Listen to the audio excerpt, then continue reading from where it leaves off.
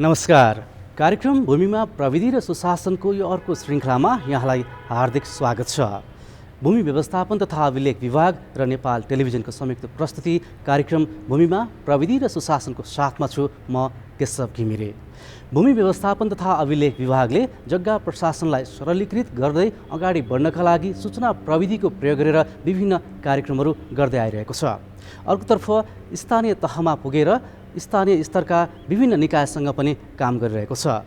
विभाग र विभाग मातहतका कार्यालयबीच अन्तर्क्रिया तालिम लगायतका कार्यक्रम पनि सम्पन्न भएका छन्। आजको श्रृङ्खलामा यो विषयमा पनि हामीले चर्चा गर्नेछौँ। यसै विषयमा तयार पारेको सामग्री तपाईँमाझ प्रस्तुत गर्नेछौँ। अर्कोतर्फ 111औं अन्तर्राष्ट्रिय महिला दिवस मनाउँदै गर्दा नेपालमा भूमि अधिकारका क्षेत्रमा महिलालाई दिएको अधिकारको अवस्था कस्तो छ र यसमा महिलाको स्वामित्व कहाँसम्म पुगेको छ, जुन भूमि अधिकारका विषयमा बनेका नीति नियमले गर्दा उनीहरूको अवस्था कस्तो छ र पछिल्लो अवस्थामा गर्नुपर्ने सुधारहरू के छन्, यिनै विषयसँग सम्बन्धित विषयवस्तु पनि समेटिएका छन् र यसैसँग सम्बन्धित विषयवस्तुलाई समेटेर तयार पारिएको कार्यक्रम तपाईँमाझ प्रस्तुत गर्नेछौँ। गृह प्रशासनपछि दोस्रो जनसेवा प्रदायक निकाय हो भूमि प्रशासन अन्तर्गत रहेको नापी र मालपोत कार्यालय। जग्गा रजिस्ट्रेसन, नक्सा लगायतका सेवा लिने र राजस्व तिर्ने सेवाग्राहीले समस्या झेल्न नपरोस् भनेर सरकारले सूचना प्रविधिको प्रयोग गर्दै अनलाइन प्रणालीबाट सेवालाई प्राथमिकता दिएको छ। बढी भिडभाड हुने नापी र मालपोत कार्यालयमा सेवाग्राहीले दुःख पाउने गुनासो सम्बोधन गर्ने लक्ष्यका साथ अन्य सबै काम प्रविधिबाट गर्ने गरी काम भइरहेको छ। यो सेवासँगै आधुनिक प्रविधिको प्रयोग गरेर सेवाग्राहीले आफू भएकै स्थानबाट सेवा लिन सक्ने गरी सेवा प्रवाहमा विस्तार र प्रणालीगत सुधार गर्नुपर्ने आवश्यकता पनि देखिएको छ। लिखत प्रणालीले के ग्यारेन्टी गरेन भने भोलि आज पास गरेर छोडेको जग्गा म 20-25 वर्षपछि फर्केर आउँदा सग्लो रहन्छ भन्ने ग्यारेन्टी पब्लिकलाई छैन। त्यो राज्यले नगरेकै रहेछ। फेरि त्यति बेला आएर हालसाबिक भन्छ, नापीले देखाउँदाखेरि फरक देखाइदिन्छ। त्यसरी पब्लिक पीडित भएको अवस्था छ। भनेको हाम्रो राज्य प्रणालीले नै ग्यारेन्टी गर्न सकेनौँ। अदालतमा हेरौँ, अख्तियारमा हेरौँ, जिल्ला प्रशासनका गुनासा हेरौँ, अधिकांश त जग्गा रिलेटेड छ। भनेपछि त्यो पब्लिकले किन गुनासो गर्यो भने हाम्रो सिस्टमले उसलाई ग्यारेन्टी नै गरेका छैन। तसर्थ त्यो ग्यारेन्टीमा जाने गरी टाइटल रजिस्ट्रेसनको लागि हामीले नीतिगत निर्णय गरिसकेका छौँ मन्त्रालयबाट। त्यो दिशामा काम गर्नुपर्ने छ। त्यो भएपछि त्यही हो, मैले भने नि 50% जनसङ्ख्या भोलिको बाहिर हुन्छ भनेपछि आज उसले जग्गा पास गरेर गयो भने ऊ भोलि 50 वर्षपछि आएर पनि आफ्नो जग्गा जमिन खोज्यो भने सग्लो पाउनु पर्यो नि। छिमेकीले मिचेर त्यहाँ ढुङ्गो अथवा जग्गा हालेको अवस्था हुनु भएन नि। त्यो हिसाबले ग्यारेन्टी गर्नुपर्छ। भोलि हाम्रा बालबालिकाहरू, हाम्रा छोराछोरी, नाति नातिनाले अहिलेको सेवा प्रवाह त्यो दिनभरि मालमा लाइन लाग्ने, भौचर भर्न बैङ्कमा लाइन लाग्ने, लाल पूर्जा लिन अर्को लाइन लाग्ने, कित्ता काट्न गएर नापीमा लाइन लाग्ने, त्यसरी टिकेर सेवा लिएलान् के भन्लान्? हामीलाई त दोष दिन्छ। भोलिको आधी जनसङ्ख्या हाम्रो जनसङ्ख्या अमेरिका हुन्छ, युरोप हुन्छ, अस्ट्रेलिया हुन्छ, अथवा अन्त होला चाइना, जापान होला। ती मान्छेलाई त्यो जग्गा पास गर्न अस्ति बिचा आएको थियो कि रुकुमको 8-20 कोटको 9,000 को जग्गा बेच्न खोजेको 10,000 त त्यो शुल्क तिर्नु पर्ने रहेछ। अब त्यस्तै हुन्छ नि।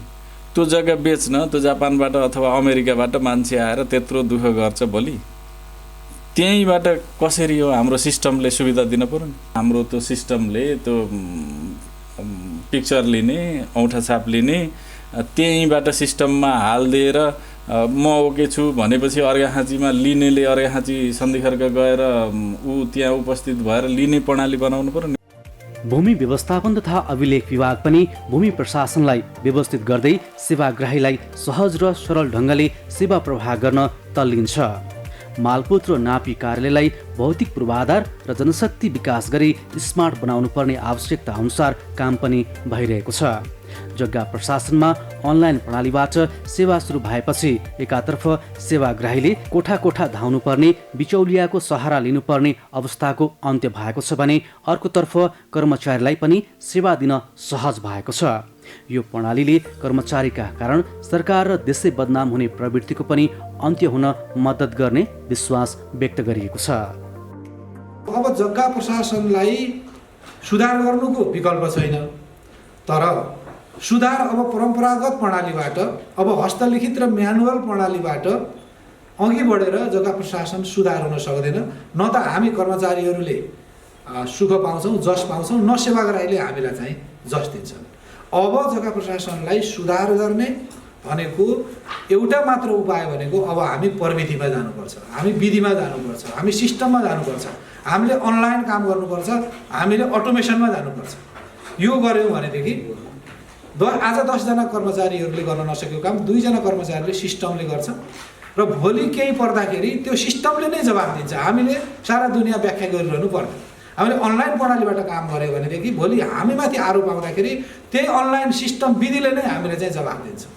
नत्र म्यानुअली गऱ्यो भनेदेखि त्यहाँ चाहिँ हामीले धेरै झमेलाहरू बेहोर्नु पर्ने, मुद्दा मामिलाहरू खप्नुपर्ने त्यस्तो अवस्था रहन्छ। त्यसकारण चाहिँ अहिले पछिल्लो समयमा अब विभागले जग्गा प्रशासन सम्बन्धी सेवालाई चाहिँ अनलाइन प्रणालीमा, सूचना प्रविधि प्रणालीमा चाहिँ आधारित बनाउनको लागि विभिन्न कार्यक्रमहरू अगाडि सारिरहेको छ विगतदेखि नै। पहिलो हालसम्म 108 कार्यालयहरूमा LRIMS प्रणाली लागू भएको छ, अनलाइन प्रणाली लागू भएको छ र बाँकी रहेका 18 कार्यालयमा अनलाइन प्रणाली लागू गर्नको लागि टेन्डर प्रक्रिया पुरा भएर अब हामी चाहिँ अनलाइन प्रणाली सुरु गर्ने अवस्थामा पुगेका छौँ। विभागले विभाग र मातहतका कार्यालय बीच समन्वय र सहकार्य गर्दै अगाडि बढेको छ। यसै सिलसिलामा 7 प्रदेशमा प्रदेश स्तरीय समीक्षा गोष्ठी तथा अन्तर्क्रिया र भूसेवा केन्द्रको पहुँच पुर्याउन पब्लिक एक्सेस मोडल पामको तालिम पनि सम्पन्न गरेको छ। अन्तर्क्रियाबाट प्राप्त सुझाव सल्लाह अनुसार नवीनतम प्रविधि र प्रणाली मार्फत सेवा प्रदान गर्ने विभागको योजना छ। हाम्रो मन्त्रालय विभाग तथा कार्यालयहरूको बिचमा सोचाइ र मूल्य मान्यता विभाग र मन्त्रालयको दृष्टिकोणहरू र हाम्रो कार्यालयहरूको दृष्टिकोणमा ग्याप भएको भए त्यो ग्यापलाई पुरा गर्ने कतिपय विभाग मैले अघि नै भनिसकेँ। हामी 2-3 वर्षभित्रमा हाम्रो श्रीमान सचिवज्यूको पनि इच्छा छ अमेरिकामा बसेको मान्छेले उहीँबाट जग्गा किन पास नगर्ने र त्यो उहाँको भिजनलाई पुरा गर्नको लागि हामी 3 वर्षभित्रमा पेपरलेस, क्यासलेस र फेसलेसमा पुग्छौँ भनेर हामी प्रतिबद्धता व्यक्त गरेर अगाडि बढिरहेका छौँ। हाम्रो त्यो गोल हो।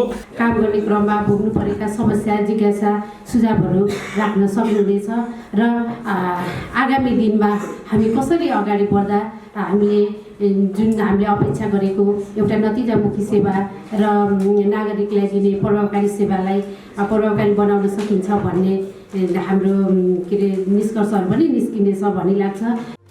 विभाग मातहतका कार्यालयमा सूचना प्रविधिको प्रयोगसँगै पछिल्लो समय विभाग र मालपोत कार्यालय बीच रहेको ग्याप कम गर्नका लागि नियमित सम्पर्क र समन्वय पनि हुने गरेको छ। महानिर्देशकले सिधै गुनासो हेर्ने र बेला बेलामा कार्यालयमा फोन गरेर समस्या र गतिविधिबारे जानकारी लिने पनि गर्नुभएको छ। कार्यालय प्रमुखले पनि कुनै समस्या आएमा विभागमा जानकारी गराउने र समस्या समाधान गर्ने गर्नुभएको छ। अहिले पछिल्लो चरणमा विभागले चाहिँ अहिले हामीलाई अब त्यो शुद्धिकरण कार्यक्रममा अलि सहयोग पनि गरेको छ र अहिले कार्यालयले व्यवस्थित बनाउने, कसरी अगाडि लिने भन्ने कुराहरू टाइममै हाम्रो सरले पनि हामीले भनिरहनुहुन्छ यो के छ, यस्तो समस्या होस् फोन गरिरहनुहुन्छ, समस्या होस् यसो कल गर्नु, यस्तो भन्ने कुराहरू टाइममै हामीले भनिरहनु भएको छ। सरले पनि मन्त्रालय सचिवले पनि अस्ति 2-3 चोटि मलाई फोन गर्न के छ त्यस्तो अवस्था, त्यो केही गाह्रो समस्याहरू भन्ने कुराहरू पनि कोर्डिनेसन गरिरहनु भएको छ। केही जटिलताहरू कस्ता हुन्छन् भने भूमि व्यवस्थापन तथा अभिलेख विभागबाट हामीले राय सल्लाह लगेर काम गर्नुपर्ने हुन्छ होइन। त्यसको लागि केही कामहरू चाहिँ फोनबाट पनि हुन्छ, नत्र हामी पत्र मार्फत जस्तै ट्रायल चेकका कुराहरू हुन्छन् होइन, क्षेत्रफल संशोधनका कुराहरू हुन्छन्, त्यस्ता कुराहरूमा चाहिँ विभागको अनुमति लगेर काम गर्ने गरेको छ। बुटवलमा भएको प्रदेश स्तरीय कार्यक्रममा लुम्बिनी प्रदेश अन्तर्गतका 10 जिल्लामा रहेका 19वटा मालपोत तथा नापी कार्यालयका प्रमुख एवं प्रतिनिधि र सुर्खेतमा भएको कार्यक्रममा कर्णाली प्रदेशका विभिन्न जिल्लाका 12वटा मालपोत तथा नापी कार्यालयका प्रमुख एवं प्रतिनिधिहरूको सहभागिता रहेको थियो। भूमि प्रकृतिको उपहार हो, यसमा सबैको समान अधिकार छ। भूमि प्रयोग गर्नका लागि महिला र पुरुष भनेर भिन्नता गर्न पनि पाइँदैन। नेपालले पनि अन्तर्राष्ट्रिय स्तरमा बनेका सन्धि सम्झौतामा हस्ताक्षर गरेर महिलालाई पुरुष बराबरको अधिकार दिने नियम नीतिहरू पनि बनाएको छ। यसै क्रममा आज हामीले 111औं अन्तर्राष्ट्रिय महिला दिवस मनाउँदै गर्दा र नेपालमा भूमिका क्षेत्रमा महिलाका अधिकार स्थापित गर्नका लागि भएका प्रयासहरूबारे चर्चा गर्नेछौँ। भूमि मानिसका लागि प्रकृतिको उपहार हो। यसमा सबैको समान अधिकार छ। भूमिमा पुरुषको जति अधिकार छ महिलाको पनि उत्तिकै अधिकार छ। विश्वका हरेक देशमा भूमि सम्बन्धी छुट्टा छुट्टै कानुन रहेका छन्। कानुन अनुरूप भूमिको प्रयोग समेत हुँदै आएको छ। धेरैजसो देशहरूमा राज्यद्वारा निर्माण गरिएका विभिन्न कानुन अनुसार महिला र पुरुषलाई भूमिमा समान अधिकार दिइएको छ। नेपाल सरकारले पनि भूमिमा महिला अधिकार स्थापित गर्नका लागि विभिन्न सन्धि सम्झौतामा हस्ताक्षर समेत गरेको छ। नेपाल महिला विरुद्ध हुने सबै प्रकारका भेदभाव उन्मूलन गर्ने महासन्धि 1979लाई अनुमोदन गरी पक्ष राष्ट्र बनेको छ। सन् 1995 को चौथो विश्व महिला सम्मेलनबाट पारित बेइजिङ घोषणा तथा कार्ययोजना, संयुक्त राष्ट्रसङ्घको सुरक्षा परिषदको प्रस्तावनाहरू 1325 र 1820 दिगो विकासका लक्ष्य लगायत मानवाधिकार प्रत्याभूत गर्ने विभिन्न सन्धि सम्झौतामा हस्ताक्षर गरी लैङ्गिक समानता, महिला अधिकार र महिला सशक्तिकरण गर्ने प्रतिबद्धता व्यक्त गरेको छ।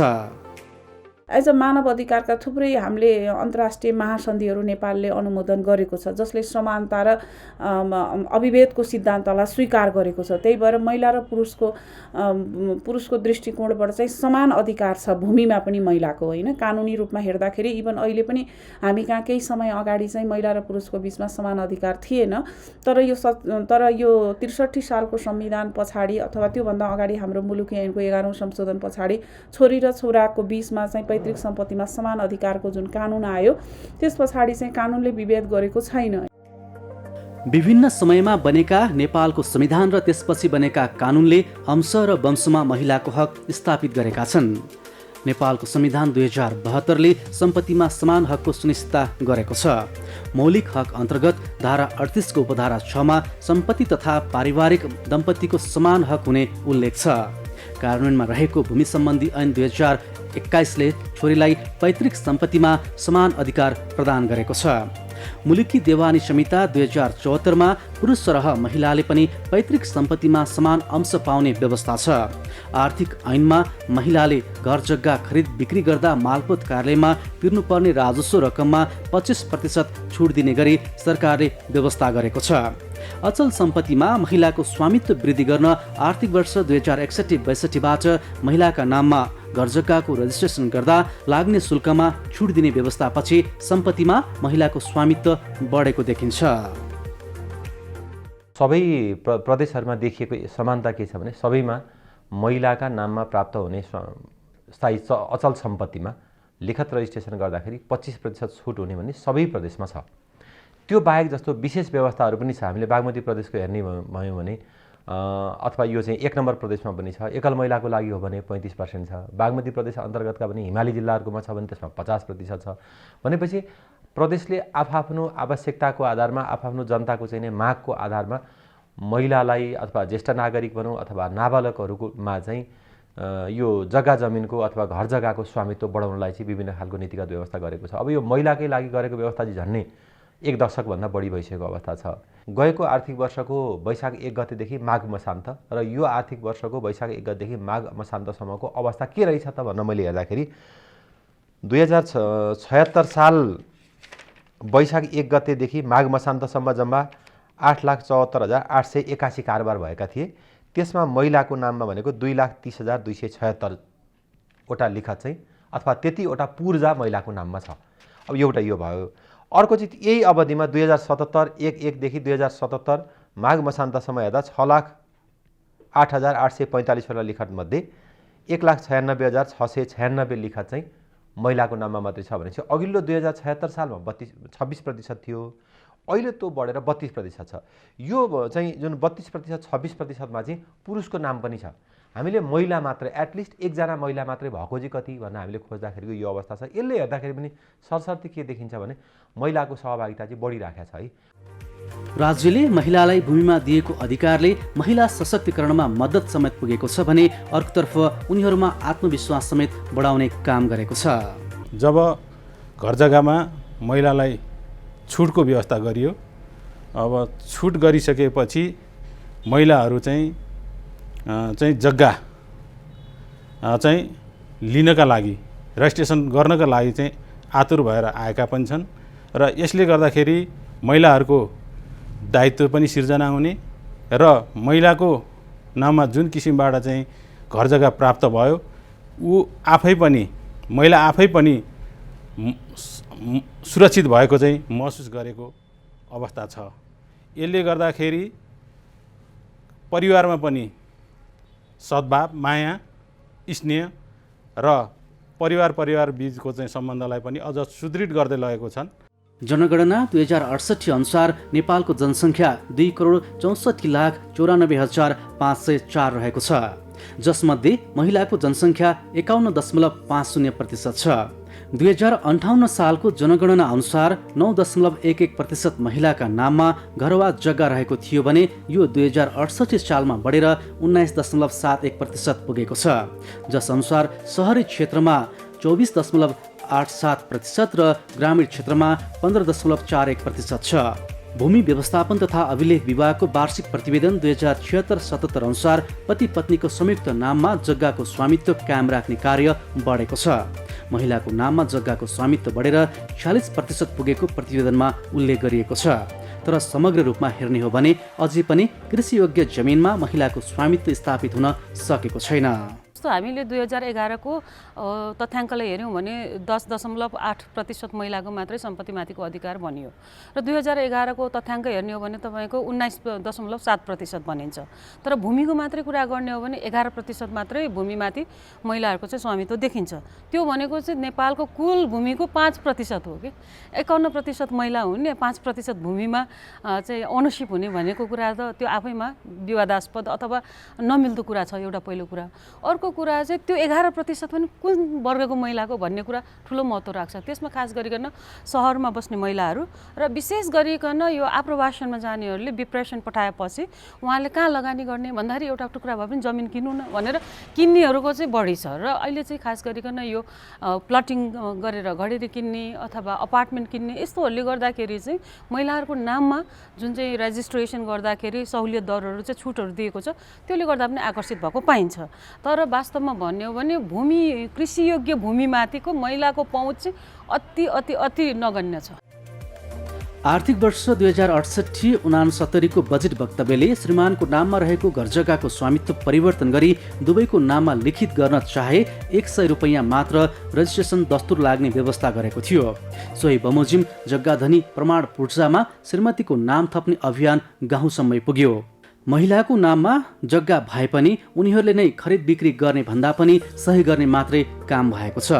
महिला आफूले पाएको अधिकारमा जानकार नै छैनन् भने अर्कोतर्फ नीतिगत रूपमा पनि सुधार गर्नुपर्ने आवश्यकता देखिएको छ।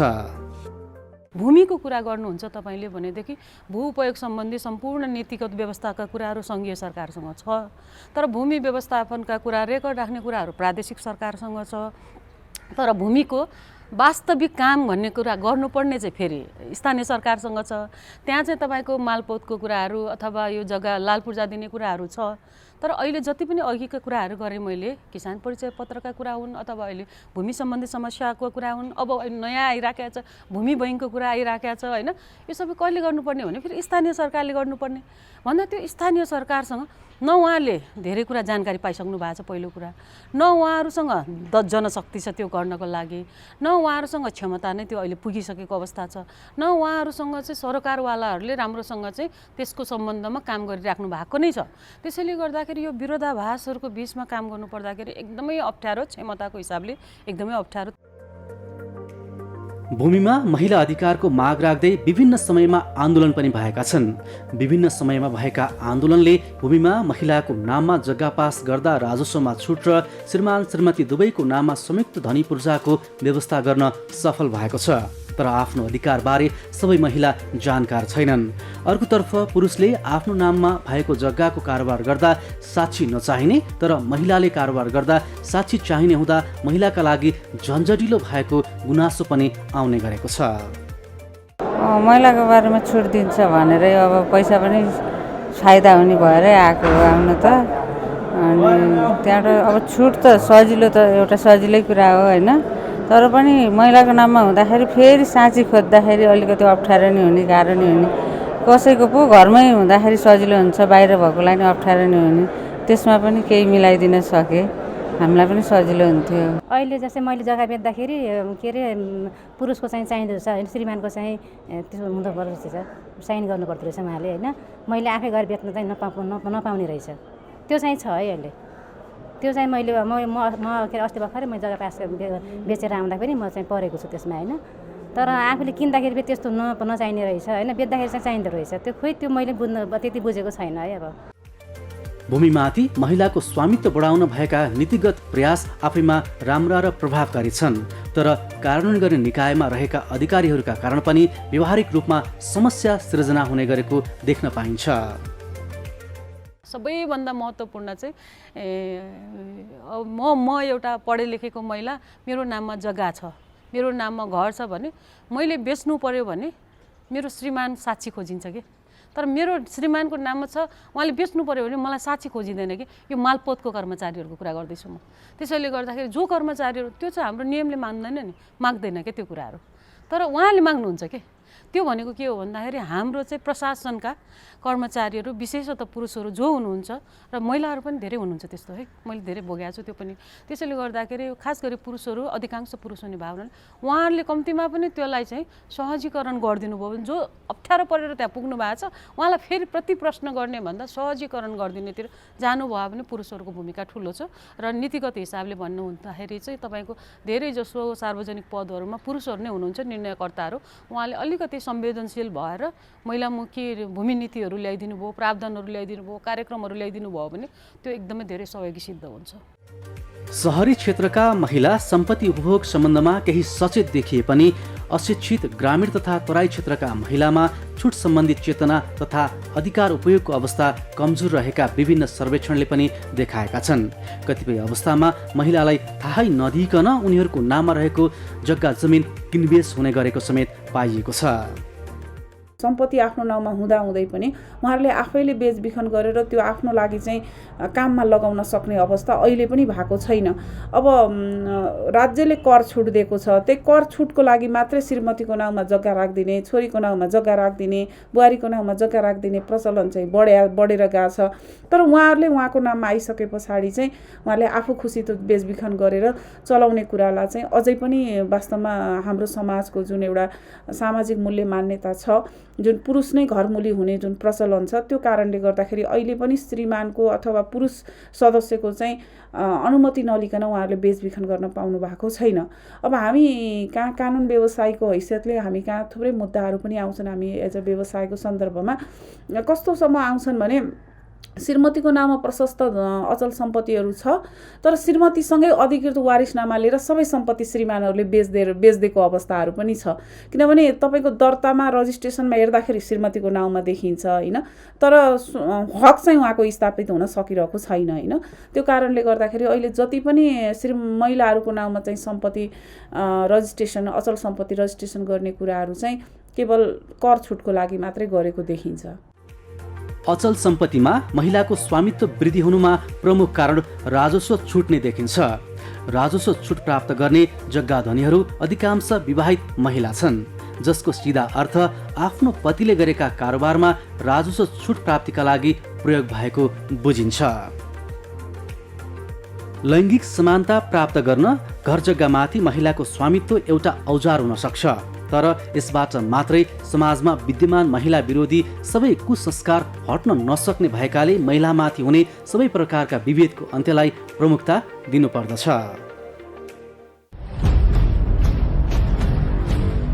दर्शकवृन्द, आज हामीले दुईवटा विषयवस्तुसँग सम्बन्धित सामग्री तपाईँमाझ प्रस्तुत गर्यौँ। एकातर्फ विभागले भूमि व्यवस्थापनमा सूचना प्रविधिको प्रयोग गर्दै त्यसलाई सरलीकृत गर्नका लागि विभिन्न कार्यक्रम गर्दै आएको छ भने अर्कोतर्फ राज्यले बनाएका नीति नियम स्थानीय तहसम्म पुर्याउनका लागि पनि भूमिका निर्वाह गर्दै आइरहेको छ। आज हामीले 111औं अन्तर्राष्ट्रिय नारी दिवस मनाउँदै गर्दा महिलाका क्षेत्रमा भएका जुन भूमिमा अधिकार स्थापित गर्नका लागि भएका प्रयासहरू के कस्ता थिए, यी विषयवस्तु समेटिएको सामग्री तपाईँमाझ प्रस्तुत गर्यौँ।